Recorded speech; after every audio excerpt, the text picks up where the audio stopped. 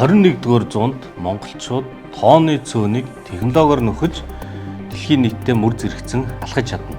Ийм агуулга бүхий инженерийн 10 шийдэл номыг та бүхэндээ хүргэж байна.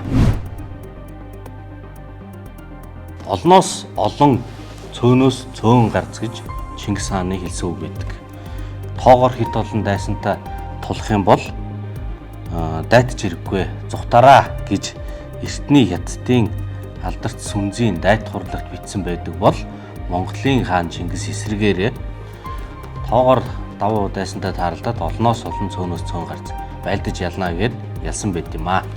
Ялгаа нь юундэ вэ гэхээр арга техниктэй, технологитой байж 13 дугаар зууны үеийн монголчуудын байлдан дагуултын гол давуу тал нь технологийн давуу тал байсан. Тэр үед хэрэгжилж байсан Монгол ном сум эртний хүн гүрнээс хоош төгөлдрөшөд сайжирсаар сүүлдээ Түргийн, Персийн технологиудыг өөртөө шингээгээд жинхэнэ сонгодог монголом 13 дугаар зуунд бүтээгдсэн гэж ярьдаг. Одоогийн хэллэгээр бол материалын шинжилгээ ухааны шилдэг ололт, композит материал, зүүмэл хэд хэдэн төрлийн материалаар бүтдэг байсан баг. Гадна талдаа шүрмөстөө, дотор талдаа ивэртэй. Ингээд шүрмөсний харих хүч, ивэрний тэлэх хүч, тэгээд номны өөрийнх нь уян харимхай механик хүч, олон хүчийг нэгтгэхэд хэмжээгээрээ хамаагүй урт Английн, Японы 2 дахин урт номуудаас ч илүү хурдтай хүчтэй тэгсэн ярина авсаархан юм байжээ. За хүнсний технологийн аруул, борц гээд урт хугацаанд тээвэрлэх боломжтой. Одоогийн хэллэгээр бол хүнсний технологийн бүтээгдэхүүнүүд байж. Тэгээд цэргийн байлдан дагуултын тоног төхөөрөмжүүдийг эзэлж авсан улсуудаас нэвтрүүлснээр хэрэм ханигч саадгүй нурааж чаддаг байжээ гэж. Монгол цэргийн урлаг өөрөө тактик, арга техник тэгээд Монгол морь бол бас тэр үедээ техникийн одоо тээврийн хамгийн шилдэг хэрэгсэл байсан байна. За ингээд дүгнэхэд тооны цөөнөр олныг байлдан дагуулах үндсэн хэрэгсэл бол технологи юм аа.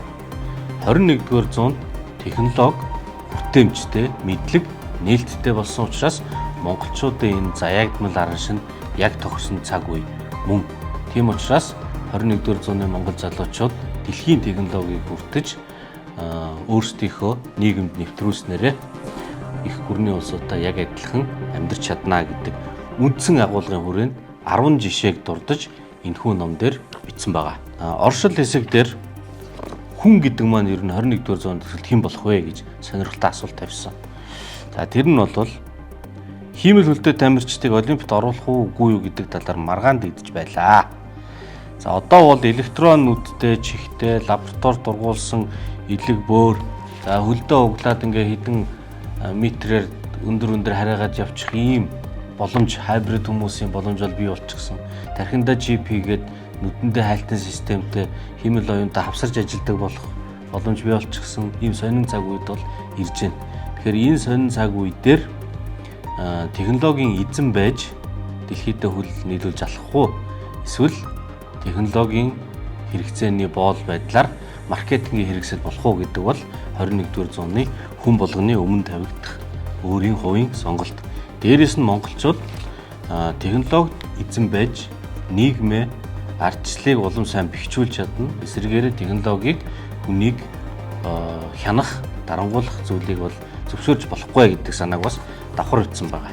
За номын үндсэн 10 агуулган дээр соёлын салбарт, эрчим хүчин дээр, мал аж ахуйд, газар тариаланд, говьд, химийн үйлдвэрлэлд, хотод, тээвэр логистикт инженерийн ямар шийдлүүд байж болох вэ гэдэг ерөнхий санаануудыг бичсэн. Эдгээр бол энэ ном маань бол инженерийн ном бол биш. Инженерийн шийдлийг амьдрал нэвтрүүлж 21-р зуунд монголчууд дэлхийд хөл алхнаа гэдэг сэтэл саналыг залуучууд өгөх зорилготой ном байгаа. Анхаарал тавьж уншаарай.